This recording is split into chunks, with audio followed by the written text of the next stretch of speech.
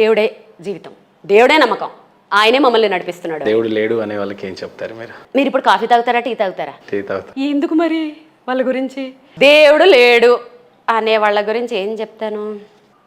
అసలు వాడే భూమి మీద లేడు, అసలు వాడు ఒక ఒక ఒక మనిషి కాదు, అది వాడు ఏంటో అదొక మానసిక రోగిలాగా ఫీల్ అవుతాను నేను. ఎందుకంటే దేవుడు అనేది చాలా పెద్దలు చెప్పినట్టు అది ఒక ఎనర్జీ.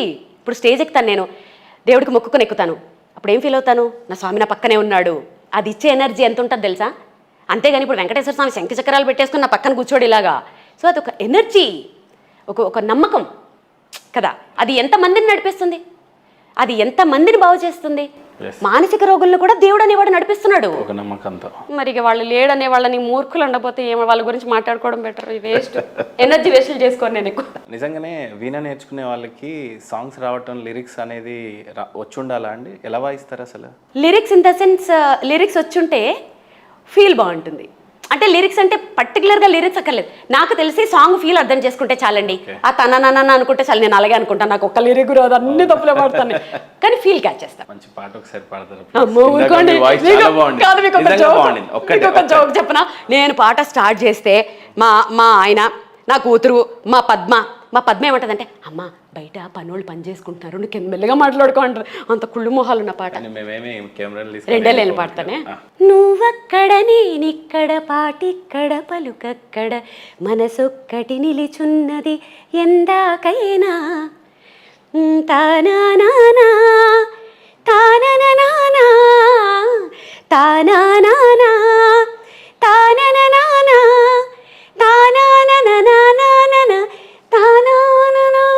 అక్కడ లిరిక్స్ రావు, పాట రాదు, అది వేడి మీద వాయించేస్తాను చాలు. Thank you. పాడడం కష్టం కానీ వాయించడం వీణ గారికి అయితే కొట్టిన పిండి. అది అడగండి, ఎన్న వాయిస్తాను. చలపతి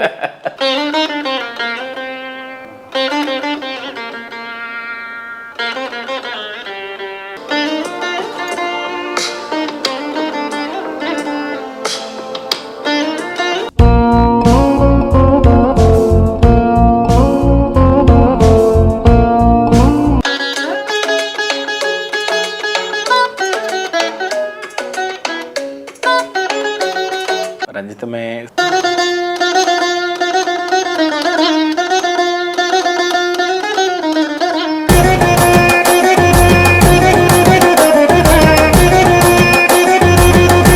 జాబిలి కోసం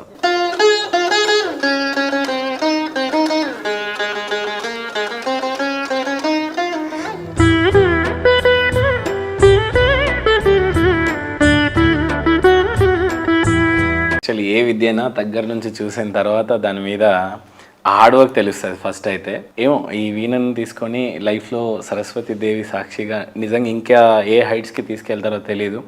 నిజంగా ఈ కళ ఒకవేళ బతికితే దానికి కారణం మీరే అయితే చూడాలన్నది నాకు నిజంగా. It's good blessings also. నిజంగానే ఈ కళ బతకడానికి కారణం నేనే అయ్యి నేను దేవుడి దగ్గరికి వెళ్ళిపోవాలి, ఆ గుర్తింపు నాకు రావాలి. బట్ ఒక కల్చర్ని కాపాడి ఒక ఇన్స్ట్రుమెంట్ని బతికించాలి అని అంటే నిజంగా చాలా రాసిపెట్టి ఉండాలేమో మేడం. అది ఏమో అండి, నాకు దేవుడు ఇచ్చాడు చాలు ఇప్పటికి ఈ లైఫ్. ఈ వీణతో ఇంకా లాస్ట్ అంతిమ ఆశయం అంటే ఏమంటారు మేడం ఫైనల్గా? వీణని నెక్స్ట్ జనరేషన్కి తీసుకెళ్ళాలి. దేవుడు నాకు ఓపికిచ్చి ఆ టైంకి నువ్వు తయారు చేసే స్టూడెంట్స్ని అని దేవుడు అనుమతిస్తే స్టూడెంట్స్ని కంపల్సరీ తయారు చేస్తాను. ఎందుకంటే దీంట్లో టెక్నిక్స్ ఉంటాయండి, ఖచ్చితంగా టెక్నిక్స్ ఉంటాయి. ఆ టెక్నిక్స్ మా గురువుల దగ్గర నుంచి నేను కొన్ని నేర్చుకున్నాను, నేను కొన్ని ప్రాక్టీస్ చేశాను. ఆ టెక్నిక్స్తో గనక వాయిస్తే చాలా చక్కగా ఎవరు వాయించినా వినడానికి బాగుంటుంది. సో ఆ టెక్నిక్స్ తోటి చక్కగా ముందే అగ్రిమెంట్ పెడతాను పేరెంట్స్కి, మీరు ఏమాత్రం ఇన్వాల్వ్ అయినా సమస్య లేదు, అంతే ముందు రాయించుకుంటాను వాళ్ళ చేత, నేను ఎప్పుడు చెప్తే అప్పుడు అది చేయాలని. కొన్ని రోజుల పాటు అలా చెప్పి వాళ్ళని పర్ఫెక్ట్గా తయారు చేసి అప్పుడు ఇంకా వాళ్ళని మీరు ప్రాక్టీస్ చేసుకోండి రా అని చెప్తాను.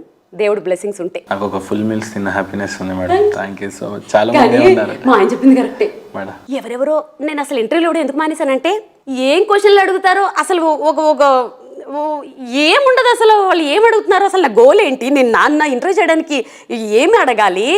నిజంగా మా ఆయన పొగుడుతుంటే ఏమో అనుకున్నాను, కానీ మీరు సూపర్ అండి నిజంగా. అసలు ఇవాళ ఇంటర్వ్యూ ఐఎమ్ వెరీ హ్యాపీ. నా జీవితంలో నేను నా 15-20 ఏళ్ళ సర్వీస్లో మిమ్మల్ని చాలా తక్కువ అంచనా వేసినా, బట్ మీరు ఖతర్నాక్ తెలియరు, మీరు ఖతర్నాక్ తెలియరు. మీరు అడిగిన ప్రశ్నలు అబ్బో మామూలుగా లేవు. ఎంత పర్ఫెక్ట్ క్వశ్చన్స్.